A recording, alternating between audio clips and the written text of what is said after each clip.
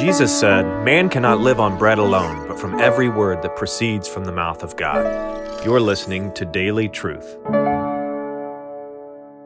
Were there faithless people in the Old Testament and in the New who were defeated in the midst of their lack of faith? Sure, but that's not what our text is talking about. What our text is telling us emphatically is that it is entirely possible for Old Testament people of God and New Testament people of God on both sides of Calvary, before the cross and after. It is possible to experience victory by faith, and it is possible to experience defeat by faith. And both ultimately receive a commendation from the Lord, because it's not the outcome that man is responsible for.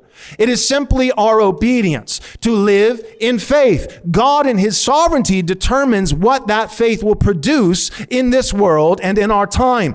God in his sovereignty determines the outcome of faith, but what we're responsible for is living in faith. And yes, that is not to negate that faith is a supernatural gift given by God. Faith is not something that we can merely conjure up in our own human capacity. So God gives faith, he grants faith, and yet at the same time we have a responsibility in sanctification, not justification. We're saved by grace alone, but in sanctification we do have a moral responsibility to respond to the leading of the Holy Spirit, to be obedient to the law of God, and to do all this by faith. And if we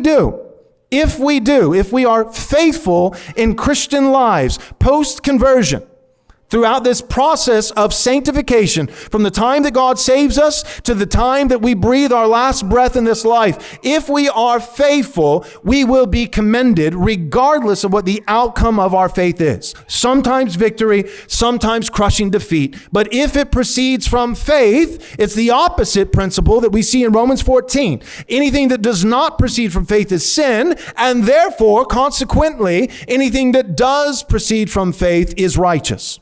Anything that does proceed from faith is righteous, regardless of what it produces, regardless of the outcome, and therefore it receives a commendation from God.